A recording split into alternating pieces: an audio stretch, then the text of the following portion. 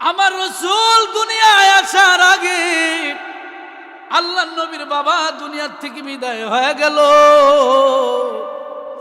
রাসূলের বয়স যখন 6 মাস বয়সে রাসূল মা জননীকে হারায়া ফেল। আমাদের দেশে কোনো সন্তানের বাবা মারা গেলে আমরা তাকে এতিম বলি, ঠিক নেই? কোন সন্তানের মা মারা গেলে আমরা তাকে এতিম বাচ্চা বলে ডাকি। আল্লাহ নবী ডেকে বলে, ও আমার উম্মত, তোমাদের মা বাবা মারা গেলে তোমরা এতিম হও। তোমাদের মা মারা গেলে তোমাদের বাবা মাথায় হাত বুলাইয়া দেয়। বাবা মারা গেলে মা আগলায়া রাখে। বাবা মা দুজন মারা গেলে চাচার আগলায়া ধরে, চাচা মারা গেলে সেটা আগলায়া ধরে। কিন্তু আমি নূরের নবী এমন এতিম, আমি রাসূলের মা নাই রে, বাবা নাই। আমি রাসূলের মাও নাই, বাবাও নাই। তোমরাও এতিম, আর আমি রাসূল কেমন এতিম তোমরা শুনে নাও। তোমাদের মা মারা গেলে বাবায় হাত বুলাইয়া দেয়, বাবা মারা গেলে মা বুকে জড়ায়া, মা বাবা মারা গেলে চাচায় জড়ায়া ধরে কান্দিস না। তোর মা বাবা মরছে কি হয়েছে, আমি চাচা তো এখনো বাইসা আছি বলে কিনা। চাচা মারা গেলে জেডায় জড়ায় দইরা কয় আমি তো এখনো বাইসা আছি, তোর কোনো সমস্যা হবে না, তোকে আমি আগলাইয়া ধরবো রে বাবা। কিন্তু আমার নবী কয় তোমরাও এতিম, আমি রাসূলও বড় এতিম। তোমরা এতিম, আমি এতিম, কেমন ব্যবধান শোনো। আমি রাসূল দুনিয়ায় আসার আগে আমার বাবা আব্দুল্লাহ রে হারাইলাম। 6 মাস বয়সে আমার মা জননীকে আমি হারাইলাম। দুনিয়ায় আসার আগে বাবাকে হারাইলাম, মাকেও হারাইলাম, আমার চাচাকেও হারাইলাম, আমার দাদাকেও হারাইলাম, আমার জেঠাকেও আমি হারাইলাম। দুনিয়ায় এসে আমি রাসূল কারো মায়া পাই নাই রে উম্মত। একমাত্র আবু তালিব আমি রাসূলকে আঁকড়াইয়া রাখতো, আমি রাসূলকে জড়াইয়া দইরা রাখতো। যে আবু তালিব কোনোদিন জান্নাতে যাবে না, যে আবু তালিব একজন কাফের, যে আবু তালিব একজন কাফের হয়ে আমার রাসূলকে আঁকড়াইয়া দইরা রাখতো। আমার রাসূলকে আমারে মায়া করার মতো কোনো লোক দুনিয়ায় ছিল না। বিকালবেলা সমস্ত ছেলে মেয়েগুলি মাঠের মধ্যে খেলা করতে যাইতো। আমি রাসূল যখন খেলা করতে যাইতাম মাঠের মধ্যে, ছোট ছোট বাচ্চারা বিকাল বেলায় খেলাধুলা করত, কত আনন্দ করত। আর তার মা বাবা আয়েশা বিকাল বেলায় কোলে জড়ায় দইরা তাদেরকে বাড়িতে নিয়ে যাইত। কিন্তু আমি রাসূল বড় এতিম রে, আমি রাসূল বড় এমন এতিম। সব ছেলের মা বাবা এসে তাদেরকে নিয়ে যাইত, কিন্তু আমি রাসূল বসে বসে কান্না করতাম। চাচা আবু তালিব খুঁজতে খুঁজতে গিয়া নবীজিরে বাহির করত, আর ডেকে বলে, হে ভাতিজা মুহাম্মদ, তুমি কেন এই জায়গায় একা একা বসে কান্দো? সব ছেলে মেয়েরা বাড়ির মধ্যে চলে গেল, তুমি কেন কান্না করো? তখন আমার মায়ার নবী ডেকে বলে, চাচা আবু তালিব সমস্ত মানুষের ছেলে মেয়েগুলিকে মা বাবা আদর কইরা জড়ায় দইরা বাড়িতে নিয়ে যায়। চাচা আমার মা কই, আমার বাবা কই? ও চাচা আবু তালিব, আমার মা বাবা কি আমাকে নেওয়ার জন্য আসবে না রে চাচা? আল্লাহ নবী চাচা আবু তালিব এইভাবে বুকে জড়ায় দইরা বলে, আয় ভাতিজা আমার বুকে আয়, আমার বুকে আয়, আমি তোকে জড়ায় দইরা আদর করি। তোমার মা নাই, বাবা নাই। আমার রাসূল এমন এতিম, আমার রাসূলের মা বাবা দুনিয়ায় একজনও নাই। চাচা আবু তালিব আদর করিয়া ভাতিজাকে বাড়িতে নিয়ে যাইত। ওই চাচা আবু তালিব কি বলে শুনেন নি রে বাবা? এই দিন মেহমান আসতো আমাদের ঘরে, যেই দিন মেহমান আসতো আমাদের ঘরে যদি খাবার দাবার কম থাকতো, তখন আমরা কি করতাম, স্ত্রীকে ডেকে বলতাম, স্ত্রী রে আমার ভাতিজা মোহাম্মদকে আগে খবর দাও। বলে কি হবে? আমাদের ঘরে মেহমান বেশি, খাবার দাবার অল্প, কিন্তু আমার ভাতিজা মোহাম্মদ যদি এই খাবারের মধ্যে একটু ছোঁয়া লাগাইয়া দেয়, আল্লাহর কসম করে বলি স্ত্রী রে, ওই খাদ্য অল্প হইলেও হাজার হাজার মানুষ খাওয়ার পরেও ফাতিলা ভর্তি আরো খাবার থেকে যাবে। আমার ভাইয়েরা, বন্ধুরা, বাবাজিরা রে, কেমন এতিম আমার মায়ার নবী। নবীজির দাদা আব্দুল মুত্তালিব কথায় কথায় মনে হয়ে গেল তিনি একদিন রাতের বেলা স্বপ্নে দেখতেছেন নবীজির দাদা আব্দুল মুত্তালিব। আপনাদের কষ্ট হচ্ছে? নবীজির দাদা আব্দুল মুত্তালিব একদিন স্বপ্ন দেখতেছেন রাতের বেলা। তিনাকে একজন ব্যক্তি আইসা বলে, আব্দুল মুত্তালিব তুমি তাইবা খনন করো। আব্দুল মুত্তালিব জিজ্ঞাসা করলেন তাইবা কি? লোকটা উত্তর না দিয়ে চইলা গেল। পরের দিন আবার ওই লোকটা স্বপ্নে এসে বলে, হে আব্দুল মুত্তালিব তুমি তুব্বা খনন করো। আব্দুল মুত্তালিব জিজ্ঞাসা করলো তুব্বা কি? ওই লোকটা উত্তর না দিয়ে চইলা গেল। পরের দিন আবার ওই ব্যক্তি স্বপ্নে আইসা ডেকে বলে, আব্দুল মুত্তালিব, হে আব্দুল মুত্তালিব তুমি জমজম খনন করো। সুবহানাল্লাহ। কি খনন করো? জমজম খনন করো। আব্দুল মুত্তালিব জিজ্ঞাসা করে জমজম কি? কই জমজম হলো এমন একটা জায়গা, এমন একটা কূপ, এমন একটা নল, যে জায়গা থেকে কোটি কোটি মানুষ পানি পান করবে, কোটি কোটি মানুষ পানি নিবে, কোনোদিন এই পানি কমবেও না বাড়বেও না। এই পানির নাম হইল জমজম পানি। বলে আব্দুল মুত্তালিব আমি এই জমজম কুয়া কোথায় পাবো? বলে মক্কা এবং সিরিয়ার মাঝখানে। সুবহানাল্লাহ। মক্কা এবং সিরিয়ার মাঝখানে জমজম কূপ তুমি খনন করো। আব্দুল মুত্তালিব বলে তাই নাকি? বলে হ্যাঁ। আব্দুল মুত্তালিব কাফেলা নিয়ে রওনা হয়ে গেলেন জমজম খনন করার জন্য। তিনি সিরিয়া এবং মক্কার মাঝখানে গিয়ে জমজম খনন করার চেষ্টা করে। হঠাৎ করে সিরিয়ার লোকগুলি আইসা ডেকে বলে, হ্যাঁ হে আব্দুল মুত্তালিব তুমি কি করো? বলে আমি জমজম খনন করি। বলে তুমি যে জমজম খনন করো এইটা তুমি একা বুক করতে পারবে না, এই জমজম কূপের ভাগ আমাদের সিরিয়ার কেউ দিতে হবে। বলে কষ্ট করবো আমি, জমজম খনন করবো আমি, ভাগ নিবা তোমরা, এটা হইতে দেওয়া যাবে? আমি কষ্ট করব, আমি ভোগ করব, তোমাদের কি দেওয়া যাবে না? বলো না আমরা মানি না। বলে তাইলে বিচার মাননি? বলে বিচার মানি। বলে বিচার করবে কে? বলে বিচার করবে সিরিয়ার একজন মহিলা। সুবহানাল্লাহ। সিরিয়ার একজন মহিলা বিচার করো।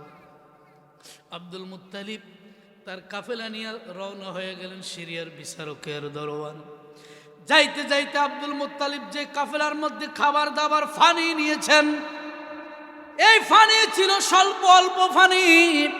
আব্দুল মুত্তালিব ডেকে বলে, হে আমার সঙ্গী সাথীরা, চলো আমরা যার যার কাছে যতটুকু ফানি আছে তোমরা সেভ করে রাখো, কাউকে ফানি দেওয়া যাবে না, কারণ মক্কা থেকে সিরিয়ার রাস্তা অনেক দূরে। এই ফানি শেষ হয়ে গেল, আমাদের আর পানি পান করার কোনো জায়গা নাই।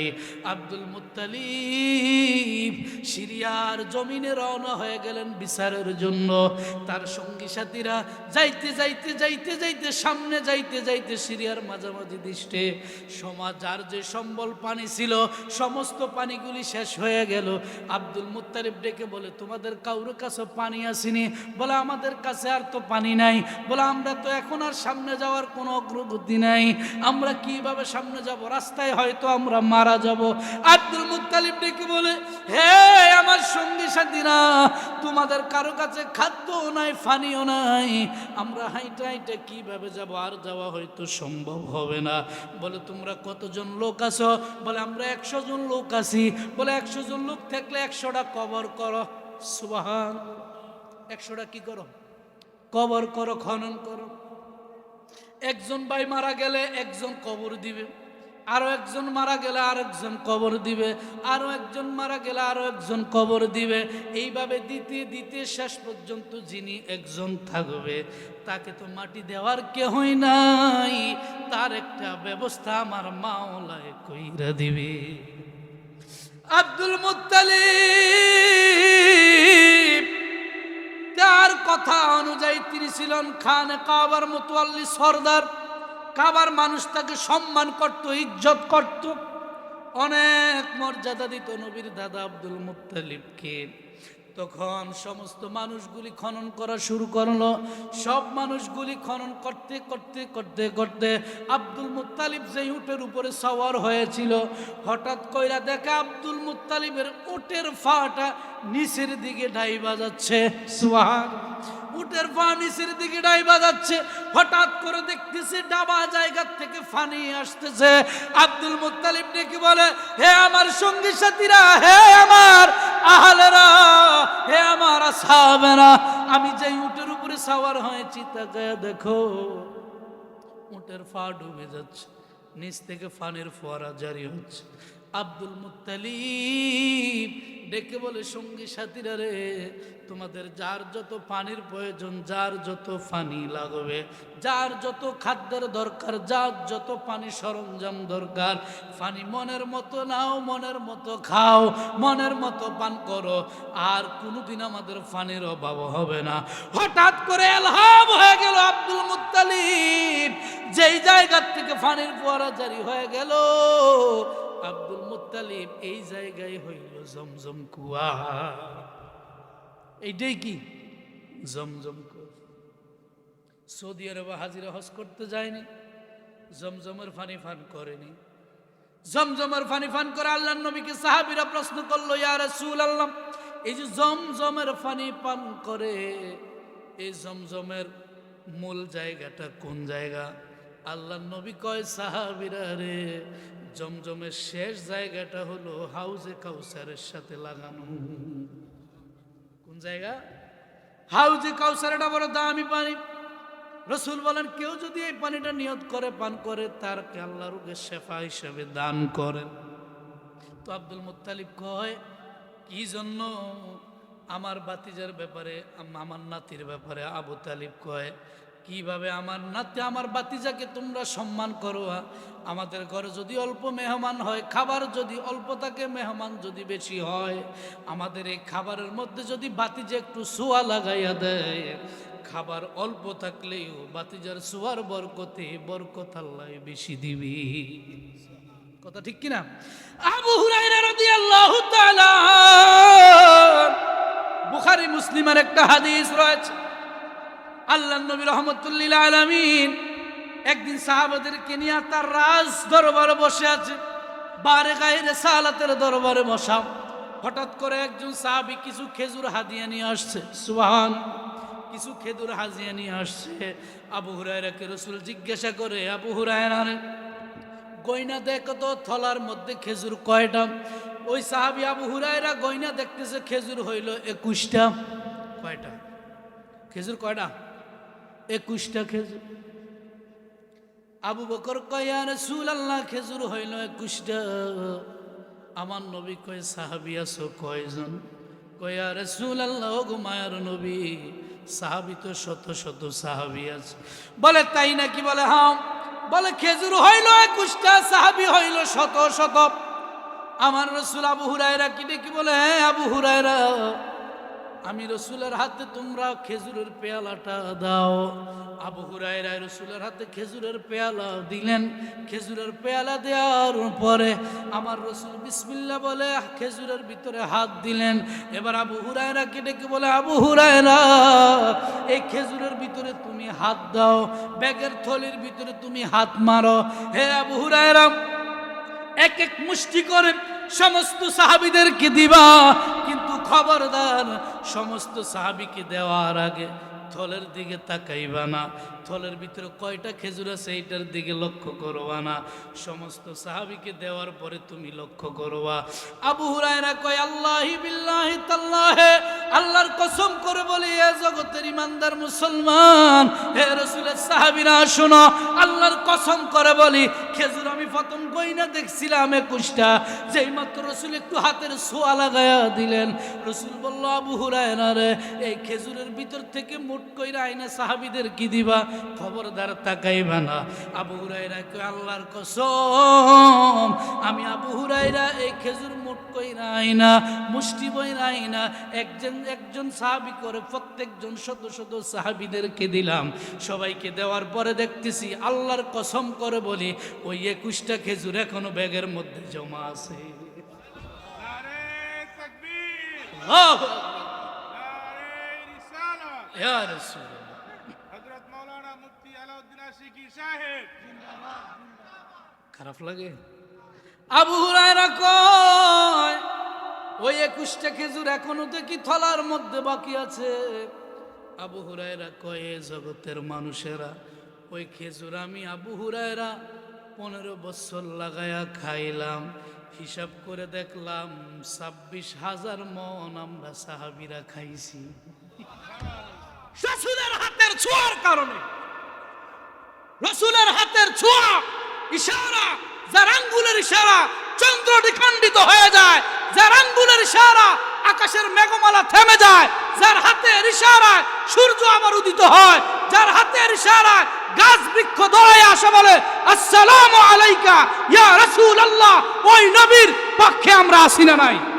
আরে তাকবীর, আরে রিসালাত, ইয়া রাসূলুল্লাহ। আহলে সুন্নাত ওয়াল জামাত পবিত্র ঈদে মিলাদুন নবী আল্লামা মুফতি আলাউদ্দিন আশিকি আল কাদরি সাহেব চিন্তা করছে তিরমিজি শরীফের হাদিস, রাসূল বলেন ওয়ান আলী ইবনে আবি তালিব রাদিয়াল্লাহু তাআলা আন বিমাক্কাহ ফাখরাজনা ফি বাদি নওয়াহিহা ফামাস্তাকবালাহু জাবালুন ওয়ালা শাজারুন ইল্লা ওয়া হুয়া ইয়াকুলু আসসালামু আলাইকা ইয়া রাসূলুল্লাহ।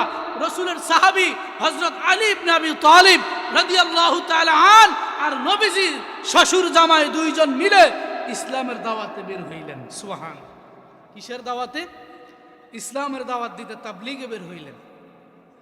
তাবলীগে বের হওয়ার পরে আলী রাদিয়াল্লাহু তাআলা আনহু আর নবীজি একসঙ্গে রাস্তায় হাঁটতেছেন। রাস্তায় হাঁটতে হাঁটতে হঠাৎ করে আবু আলী রাদিয়াল্লাহু তাআলা আনহু বলেন, হে জগতের মানুষ, আমি রাসূলের সাথে ইসলামের দাওয়াত দেওয়ার জন্য বিমাক্কাতা ফাখরাজনা, আমি আর রাসূল মক্কা থেকে বের হয়ে গেলাম। বের হওয়ার পরে তাকায়া দেখতেছি ও জগতের মানুষ, বিমাক্কাতা ফাখরাজনা ফি বাদি নওয়াহিহা ফামাস্তাকবালাহু জাবালুন ওয়ালা শাজারুন। রাস্তার দুই পাশের পাহাড়গুলি, রাস্তার দুই পাশের গাছ বৃক্ষ তরুলতাগুলি, আমার রাসূল আর আমি যে রাস্তা দিয়ে হাঁটি, পাহাড় এবং গাছ বৃক্ষগুলি মানুষের মতো দৌড়াইয়া আইসা ডেকে বলে আসসালামু আলাইকা ইয়া রাসূলুল্লাহ। ও মায়ার নবী, আপনাকে সালাম দিচ্ছি আর আপনার কদমে আমাদের গাছ বৃক্ষ পাহাড় সমূহের জীবন করবা। তিনি ওই নবী, ওই নবীর সাহাবী আবু হুরায়রা। তিনার মা হলো একজন মুশরিকা, মা কি কাফের। কিন্তু তিনি যখন রাসূলের সন্ধানে চলে গেলেন, বাবা ও যুবক ভাই, মায়ের দোয়া কি কাজে লাগে দেখো। আবু হুরায়রার মা হলো মুশরিকা কাফের। তিনি রাসূলের দরবারে আসলেন, রাসূলের সঙ্গ দেন। আরে নাম কি আবু হুরায়রা? মজার বিষয়, নাম হলো আব্দুর রহমান। নাম কি? নাম কি? আব্দুর রহমান। আল্লাহ রাসূলের দরবারে একদিন এইভাবে চাদরের নিচু করে একটা বিড়ালের বাচ্চা, কিসের বাচ্চা? শীতের দিন কিসের বাচ্চা? বিড়ালের বাচ্চা এভাবে চাদরের নিচু করে রাসূলের দরবারে আসলেন। সুবহানাল্লাহ। রাসূলের দরবারে আসার পর রাসূল কয়, হে আব্দুর রহমান, তোমার হাতে কি? বলে ইয়া রাসূলুল্লাহ, বিড়ালের বাচ্চা। তখন রাসূল ডাক দিলেন, ইয়া আবা হুরায়রা। সুবহানাল্লাহ। ইয়া আবা হুরায়রা মানে হলো বিড়াল চানা। কি? আবা হুরায়রা মানে বিড়ালের বাপ। কিসের বাপ? বিড়ালের বাপ। মজার বিষয় হলো আল্লাহ নবীর সাহাবী আব্দুর রহমান এবার ডেকে বলে, হে রাসূলের সাহাবীরা শুনো, আমার নাম হলো আব্দুর রহমান। রাসূলের জবানের দাম আছে, রাসূলের জবানের শান আছে, রাসূলের জবানের ইজ্জত আছে। যেই মুস্তাফার জবান দিয়ে বের হয়েছে আবু হুরায়রা, হে রাসূলের সাহাবীরা, আজ থেকে আর কোনোদিন তোমরা আমাকে আব্দুর রহমান বলে ডাকবা না, আজ থেকে আমাকে বিড়ালের বাবা আবু হুরায়রা বলে ডাকবা। সুবহানাল্লাহ। 5454টা হাদিস, সবচাইতে বেশি হাদিস বর্ণনাকারী সাহাবী আবু হুরায়রা রাদিয়াল্লাহু তাআলা। একটা হাদিসও আব্দুর রহমান নামে আসে নাই। আব্দুর রহমান বর্ণনা করছেন, আব্দুর রহমান বর্ণনা করছেন, একটা হাদিসও আসে নাই। শুধু মুস্তাফার জবানের বরকতে 5454টা হাদিস, সবচাইতে বেশি হাদিস, সবগুলো হাদিস আছে বিড়ালের বাবার নামে, বিড়ালের বাবার নামে। বিড়ালের বাবা বর্ণনা করছেন, বিড়ালের বাবা বর্ণনা করছেন। সুবহানাল্লাহ। চিন্তা করছেন রাসূলের জবানের কি তাজিম, সাহাবীরা কিভাবে করতেন? সবচাইতে বেশি হাদিস বর্ণনাকারী সাহাবী আবু হুরায়রা রাদিয়াল্লাহু। তারা রাসূলের কথাকে কিভাবে মূল্যায়ন করতেন? রাসূলের জামাতা আবু হযরত আলী রাদিয়াল্লাহু তাআলা, স্বামী স্ত্রী ঝগড়া লাগছে মা ফাতেমার সাথে। আপনাদের দেশে হয়নি স্বামী স্ত্রী ঝগড়া? হয় না? হয়নি? স্বামীরে কয়নি ও খোদার কারণে এরকম করে ছিলেন, কি গালি দেয়নি? আনতে কইছিল লবণ লই আইছে তোল, একটা কইলে আরেকটা কয়নি? স্বামীরে বিভিন্ন ধরনের গালমন্দ করে, আছে না? আপনার রাগ হইতেছেন নি? কোনো বিভিন্ন ধরনের গালি গালাজ করে না স্বামীরে, আবার সময় পাইলে আবার কন্যা কেউ আসেনি, মন মতন না হইলে কনি ভরেনি গায়ে, আছে আছে বহু আছে। তো মা ফাতেমা আর আলী রাদিয়াল্লাহু তাআলা একদিন ঝগড়া হয়েছে, কথা কাটাকাটি হয়েছে। হওয়ার পরে রাগ করে মদিনা শরীফের একটা মাঠের মধ্যে যায়, মাটির মধ্যে শুয়ে রয়েছে। সুবহানাল্লাহ। রাসূল আয়েশা বলে, ফাতেমা আলী কোথায়? বলি, ইয়া রাসূলুল্লাহ, আমার সাথে একটু কথা কাটাকাটি হয়েছে, হয়তো কোথাও আছে, ঘর থেকে রাগ করে বের হয়ে গেছে। তখন আল্লাহর রাসূল হযরত আলীর খোঁজে বের হয়ে গেল। সুবহানাল্লাহ, রাহমাতুল লিল আলামিন, আলীর খোঁজে বের হয়ে গেল। চিন্তা করছেন, যেই নবী রাস্তা দিয়ে হাঁটলে আকাশের মেঘমালা এসে ছায়া দিত। সুবহানাল্লাহ। ওরে রাস্তা দিয়ে দয়াল নবী হলে চলমান, খোদার হুকুম পেয়ে মেঘে করতো ছায়াদান। নবীজি ঈমান শোনো তার শান, নবীজি শোনো তার, নবীজির প্রেমেতে পাগল, নবীজির প্রেমেতে পাগল রহিম রহমান। নবীজি ঈমান শোনো আন বলেন, নবীজি ঈমান শোনো। পশু পাখি তরুলতা বুঝলো নবীর শান, পশু পাখি তরুলতা বুঝলো নবীর শান। এক নজর দেখিতে পেলে, এক নজর দেখিতে পেলে করি তো সালাম। নবীজি ঈমান শুনো তাহার আন বলেন, নবীজি ঈমান শুনো। নবীজির প্রেমেতে পাগল, নবীজির প্রেমেতে পাগল রহিম রহমান। নবীজি ঈমান শুনো। ও বাবা বুড়া কেসে নবীর সাথে করলো অভিমান, বুড়া কেসে নবীর সাথে করলো অভিমান। আমার উপরে হবেন সওয়ার, আমার উপরে হবেন সওয়ার হাসরের ময়দান।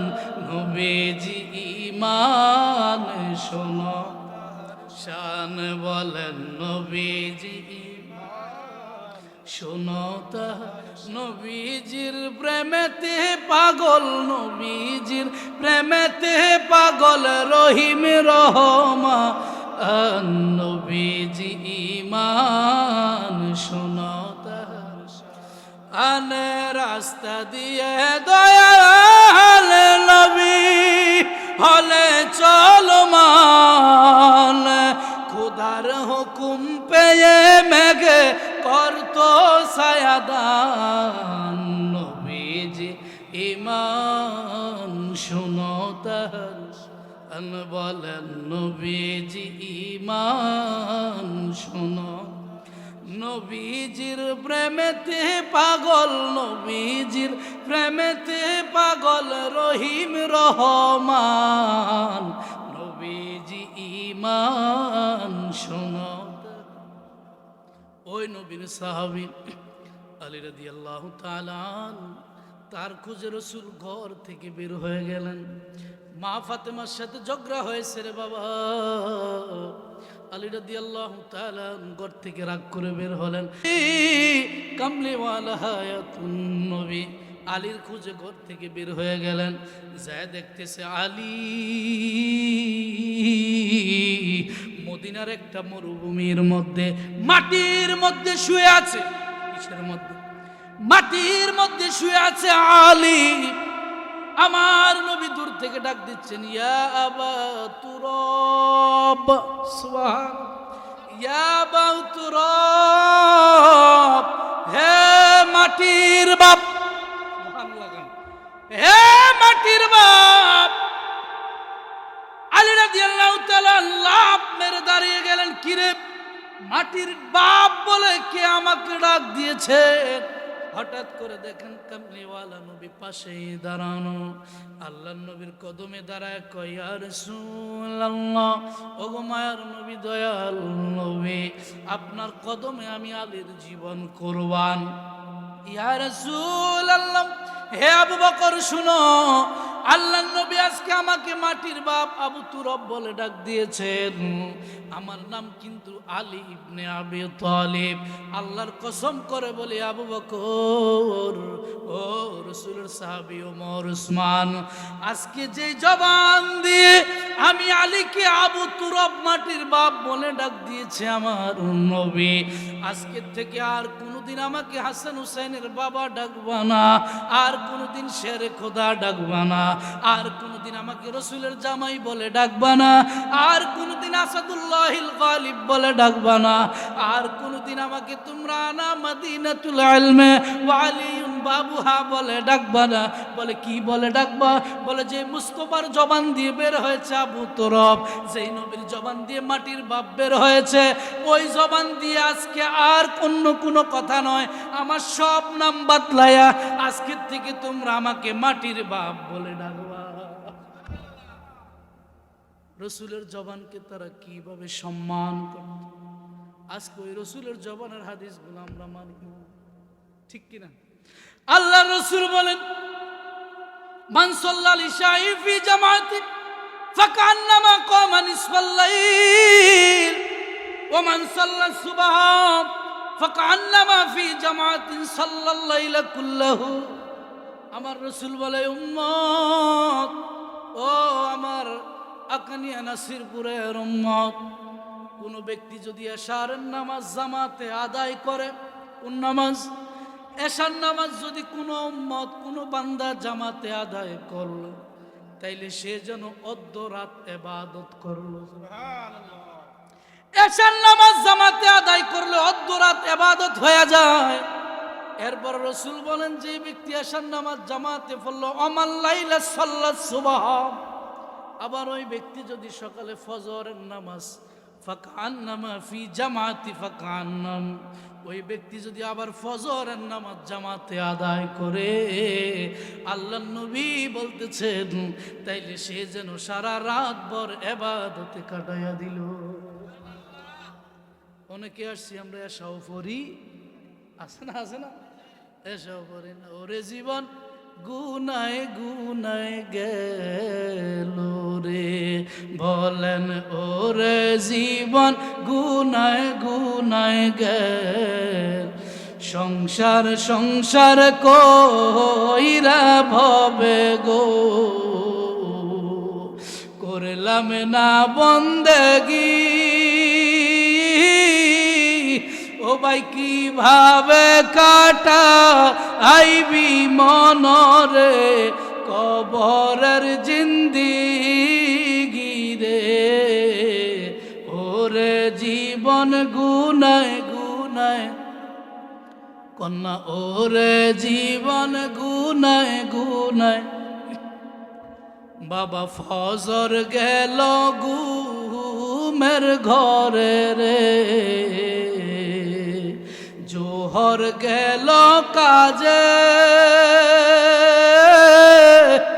ওরে আসর গেল খেলা ধুলায় রে, ও তোর বেলা গেল ডুবে রে, ওরে জীবন গুনায় গুনায় এলো রে, বলেন ওরে জীবন। আর ছেলে মেয়ের মায়ায় পইরা রে, ও তুই ডাকিলি না মাওলা রে, আর কিভাবে থাকিবি মনরে, ওই কবরের ভিতরে রে, ওরে জীবন গুনায় গুনায় এলো, এ বল না ওরে জীবন গুনায় গুনায়। বাড়ির দ্বারে ফুকুর ফারে রে, ও বাবা বাদিলি সুখের ঘর, আরে ভাইও নাই তোর বান্ধব নাই রে, আর কে লইব খবর রে, ওরে জীবন গুনায় গুনায় গেল, এ বলেন সংসার সংসার কো ওইরা ভবে গো, করলাম না বন্দেগি,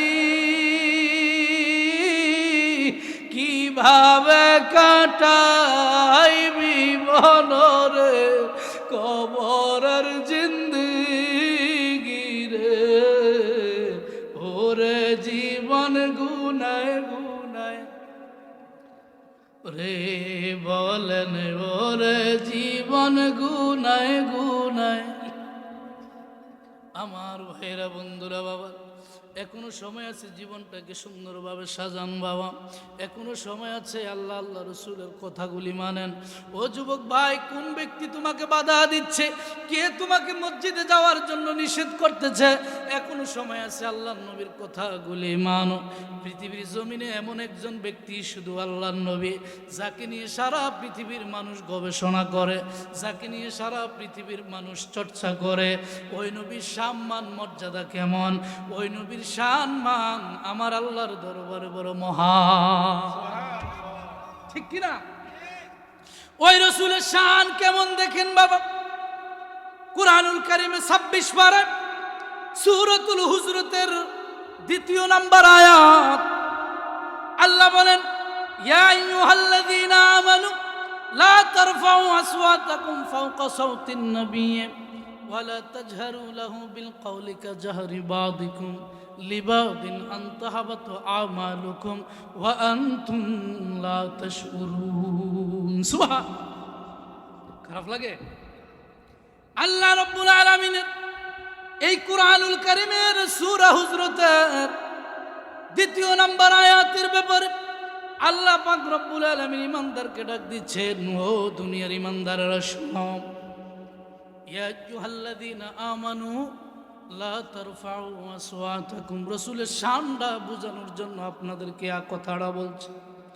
রাসূলকে সাহাবীরা কিভাবে তাজিম করত, কিভাবে সাহাবীরা রাসূলকে বিশ্বাস করত, কিভাবে আমার রাসূলকে সাহাবীরা সম্মান করত, ইজ্জত করত, মর্যাদা দিত, আল্লাহ কোরআনে জানায় দিচ্ছেন, হে ঈমানদারগণ, তোমরা আমার রাসূলের কণ্ঠের চাইতে তোমাদের কণ্ঠের আওয়াজ উঁচু করিও না। সুবহান, তোমাদের জবানের আওয়াজটা আমার রাসূলের জবানের চাইতে তোমরা উঁচু করিও না। এখানে হজ করছেননি কোনো বাবা, হজ বা উমরা করছেননি, আসেননি কেউ? 1 জন 2 জন 3 জন 4 5 6 7 8 মাশাআল্লাহ অনেকজন। আল্লাহর রাসূলের রওজা মুবারকের উপরে নিম প্লেটের মধ্যে লেখা আছে খুব সুন্দরভাবে, ইয়া আইয়ুহাল্লাযীনা আমানু লা তারফাউ আসওয়াতাকুম ফাওকা সাউতিন নবী, এই আয়াতটা নবীজির রওজার উপরে লেখা আছে। যারা হয়তো অনেকে খেয়াল করেন নাই, আপনারা ইউটিউবে গুগলে সার্চ দিয়ে রসুলের রওজার উপরে লেখা দেখবেন। কোরআনুল কারিমে সূরা হুজরাতের 2 নম্বর আয়াত রসুলের রওজার উপরে লেখা আছে কি, ইয়া আইয়ুহাল্লাযীনা আমানু, হে ঈমানদারগণ, লা তারফাউ, তোমরা উঁচু করিও না, আসওয়াতাকুম, তোমাদের কণ্ঠের আওয়াজ, তোমাদের কণ্ঠের আওয়াজ এই জায়গায় উঁচু করিও না। তাইলে কি হবে জানোনি? যদি এই জায়গায় কণ্ঠের আওয়াজ উঁচু হয়ে যায়, আনতাহাবাতু আমালুকুম ওয়া আনতুম লা তাশউরুন, আমল এক বছর, আমালুকুম বহু বছর। রাসূল বলেন তোমাদের যত আমল রয়েছে সব আমলগুলি বরবাদ হয়ে যাবে, শুধু রসুলের কণ্ঠের চাইতে তোমাদের কণ্ঠের আওয়াজ উঁচু করার কারণে সব আমল বরবাদ হয়ে যাবে, তোমরা টের পাইবা না। আল্লাহু আকবার। রসুলের শান আসেনি, কথা কয় না আসেনি? এই আয়াতটা যেই দিন নাজিল হলো রসুলের দরবারে, এই আয়াতটা যেই দিন রসুলের দরবারে নাজিল হলো, আল্লাহর নবীর একজন সাহাবী ছিল সাবিত ইবনুল কয়েস। সাবিত ইবনুল কয়েস যখন আমার রসুলের দরবারে বক্তব্য দিতে যাইতো, কথা বলতো, বাবা আমাদের দেশে দরবার মিটিং হয়নি, দরবার মিটিং হয় না, একজনের পর একজন বক্তব্য দেয়, ঠিক নেই? একজনের পর একজন বক্তব্য দেয়। দেখবেন কিছু মানুষ আছে আস্তে কথা কইলেও জোরে শোনা যায়, তাই না? সর্দার বাড়ির কথা বললে ফাডারি ভাই শোনা যায়, ফাডারি ভাই কথা বললে মিয়াজি বাড়ির শোনা যায়, আছে না? এরকম বহু মানুষের কণ্ঠ। আল্লাহ নবীর একজন সাহাবী সাবিত ইবনুল কয়েস, তিনি রাসূলের দরবারে বসা, হঠাৎ করে তিনি যখন বক্তব্য দিতে যাইতেন রাসূলের দরবারে, বাবা তার গলার আওয়াজটা উঁচু হয়ে যাইত, তার কণ্ঠের আওয়াজটা একটু উঁচু ছিল।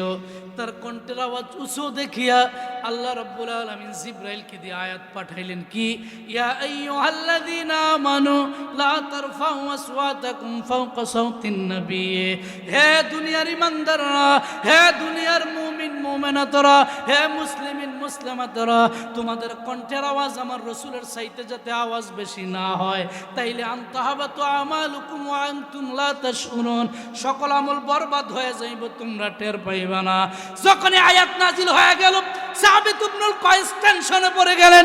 টেনশনে পড়ে যাওয়ার পর বাবা এবার ওই সাহাবী কয়, হে রাসূলের সাহাবীরা, আল্লাহ আয়াত নাজিল করে দিয়েছেন, রাসূলের কণ্ঠের চাইতে কারো আওয়াজ বড় হয়ে গেল, তার সব আমল বরবাদ। ওই সাহাবী রাসূলের মজলিস থেকে বাড়ি চলে গেলেন। আর অল্প সময় আপনাদেরকে সময় দিচ্ছি, থাকবেন না ইনশাআল্লাহ? আর অল্প সময় আপনাদের সাথে থাকবো, আর 10টা মিনিট সময় দিবেন নি? ওই সাহাবী বাড়িতে চলে গেলেন, যার আওয়াজটা একটু বড় হয়ে যায়। জালাসা সাবিতুন ফি বাইতিহি ওয়া আহতাসাবা আনিন নবী সাল্লাল্লাহু আলাইহি ওয়াসাল্লাম। সাহাবী বাড়ি চলে গেলেন, আর রাসূলের দরবারে আসে না। আমার মায়ার নবীর বারগাহে রাসালাতের দরবারে আর ওই পাগলায় আসে না। এবার আমার মায়ার নবী একদিন যায়, 2 দিন যায়, 3 দিন 4 দিন যায়, দেখেন ওই পাগলা সাহাবী সাবিত ইবনুল কয়েস নবীর দরবারে আসে না। এবার আমার নবী ডেকে বলে, আবু বকর, ও ওমর, উসমান, আলী, আমার দরবারে যে একজন উঁচু গলা আওয়াজওয়ালা সাহাবী ছিল সাবিত ইবনুল কয়েস, ওই পাগলা সাহাবীটা রাসূলের দরবারে আজকে কয়েকদিন যাবত আসে না। ফাকালা মা শানু সাবিতুন ইয়াশতাকি, হে আবু বকর, খোঁজ নিয়ে দেখো তার কোনো অসুখ বিসুখ হয়েছে কিনা, খোঁজ নিয়ে দেখো তার কোনো সমস্যা হয়েছে কিনা। কেন আমার দরবারে আসে না? কারণ প্রতিদিন আমি রাসূলের দরবারে না আসলে ভালো লাগে না। আবু বকর, ওমর, উসমান, আলী আরো একজন সাহাবীকে পাঠাইলেন, যার নাম হলো সাদ ইবনে মুয়াজ।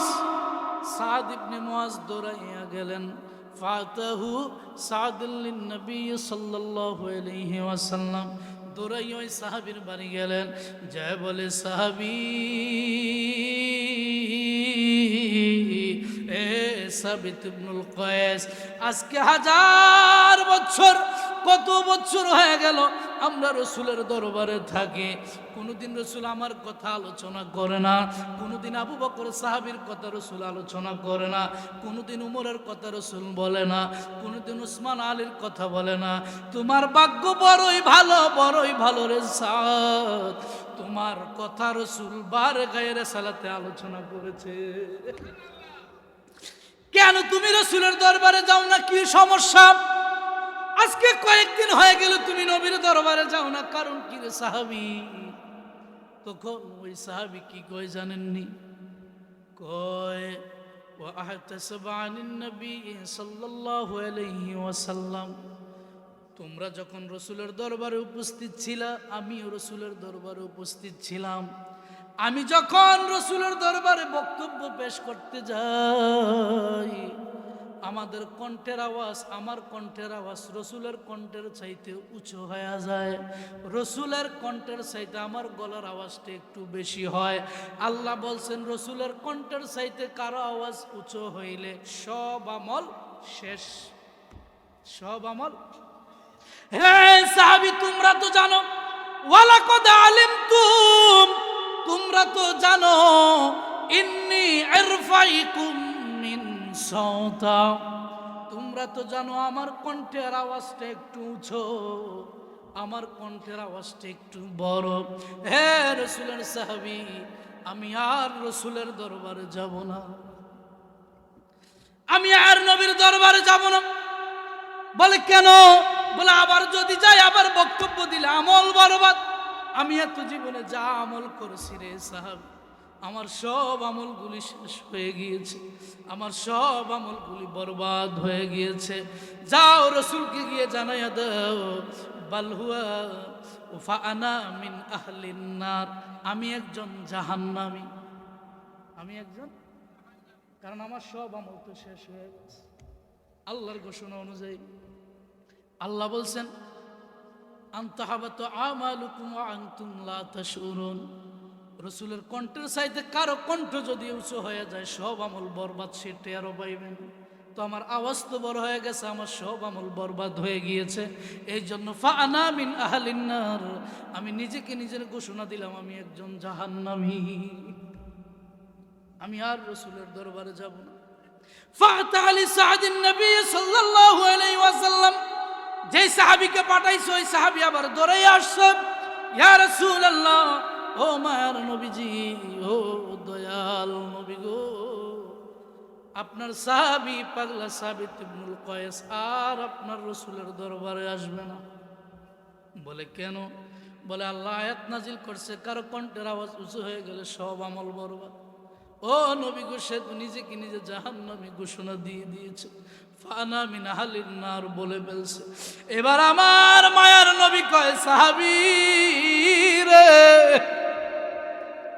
ওই সাহাবী নিজের ইচ্ছায় তার কণ্ঠের আওয়াজকে উঁচু করে নাই, এইটা বক্তব্য দিতে গেলে তার আওয়াজ এমনি উঁচু হয়ে যায়। আছে না এমন মানুষ? এমনি উঁচু হয়ে যায়। সে আমার দরবারে আসা বন্ধ করছে আমাকে সম্মান দেখানোর কারণে। সে নিজেকে নিজে না ঘোষণা করেছে জাহান্নামী।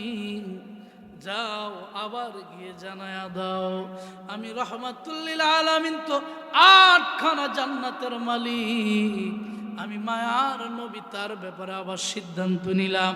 সে নিজেকে নিজে জাহান্নামী ঘোষণা করেছেন, যাও শুভ সংবাদ জানায়া দাও, আমি রসুল ঘোষণা দিয়ে দিলাম, বাল হুয়া আহলিল জান্নাহ, আমার ওই পাগলা সাহাবী হইল জান্নাতি। ওই পাগলা সাহাবী জান্নাতি, যাও আবার ঘোষণা দিয়ে দাও, সে যেন আবার পুনরায় আমি রসুলের দরবারে আস। আবার দৌড়ায় গেলেন সাদ ইবনে মুআজ, যাওয়ার পরে ডেকে বলে, সাবিত ইবনুল কয়েস, তোমার ব্যাপারে রাসূল আবার পুনরায় সিদ্ধান্ত নিয়েছে কি? বলে তুমি নিজেকে নিজে জাহান্নামী ঘোষণা করে দিয়েছো। তোমার ব্যাপারে আল্লাহর নবী আবার সিদ্ধান্ত নিয়েছেন রাসূলকে তাজিম দেখানোর কারণে, রাসূলকে সম্মান দেখানোর কারণে, আল্লাহর নবীকে মহব্বত করার কারণে, হে সাবিত ইবনুল কায়েস শুনে নাও, তোমার ব্যাপারে আল্লাহর নবী আবার সিদ্ধান্ত নিয়েছেন তোমাকে সব সাহাবীর সামনে তোমাকে জান্নাতি বলে ঘোষণা করে দিয়েছেন। ওরে জান্নাতের মালিকে আপনি, জান্নাত বিলাইবায়া, কাউসারের মালিক আপনি গো নবী, কাউসার বিলাইবা গো নবী, আপনি নবী নবিউল আম্বিয়া, আপনার জন্য বানায়াছে গো আমার আল্লাহ ওই সারাটা দুনিয়া গো নবী, আপনি নবী নবিউল আম্বিয়া। মারহাবা কর। খারাপ লাগে? আল্লাহ নবীর শান শুনলেই শুধু শুনতে মন চায়, কথা ঠিক কিনা? আমার বাবারা, মা বাবার খেদমত কত বড় নিয়ামত। যে ব্যক্তি 60টা আমল করবে, বাবা কয়টা?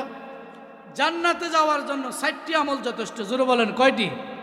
এই যুবক ভাইরা, জান্নাতে যাওয়ার জন্য কয়টি আমল? জোরে বলেন কয়টি? এই 60টি জিনিস মানলে নিঃসন্দেহে আপনি জান্নাতি। সুবহানাল্লাহ। 1 নম্বর হলো আল্লাহর ইবাদত, আল্লাহর, জোরে বলেন আল্লাহর।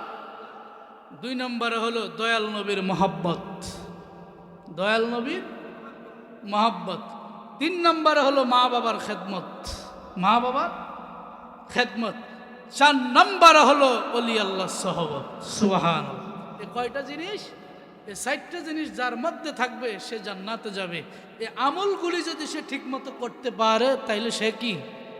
জান্নাত। আমার ভাইয়েরা, 5 ওয়াক্ত নামাজের দরকার আসেনি? জোরে বলেন আসেনি? 5 ওয়াক্ত নামাজ পড়লে লাভ না ক্ষতি? 5 ওয়াক্ত নামাজ পড়লে আল্লাহর কোনো লাভ আসেনি? আল্লাহর লাভ আসেনি? লাভ কার? নিজের লাভ কার? আপনি যদি 1 ওয়াক্ত নামাজ নাও পড়েন আল্লাহ সাইরানার ক্ষতি নাই। আর যদি বস্তা বেড়ে আমল নিয়ে হাসর উঠেন আল্লাহ লাভ লস কার? আপনার। তবে হ্যাঁ, আপনি যদি নামাজ পড়েন, ইবাদত করেন, আল্লাহ খুশি হয়। কি হয়? খুশি হয়। আল্লাহ বলেন লা ইন শাকারতুম লা আযীদান্নাকুম ওয়া লা ইন কাফারতুম ইন্না আযাবি। যারা আল্লাহর নিয়ামত পেয়ে, আল্লাহর রহমত পেয়ে আল্লাহ শুকরিয়া আদায় করে না, ওই ব্যক্তির জন্য আল্লাহ কঠিন আযাবের ব্যবস্থা করে রাখছে। ঠিক কিনা আমার ভাইয়েরা? দেন তাকবীর দেন। নারে তাকবীর, নারে রিসালাত, আহলে সুন্নাত ওয়াল জামাত। নারে তাকবীর, নারে রিসালাত, আহলে সুন্নাত ওয়াল জামাত। হযরত মাওলানা জায়েদ হাসান শরীফপুরী সাহেব নাসিরপুরবাসীর পক্ষ থেকে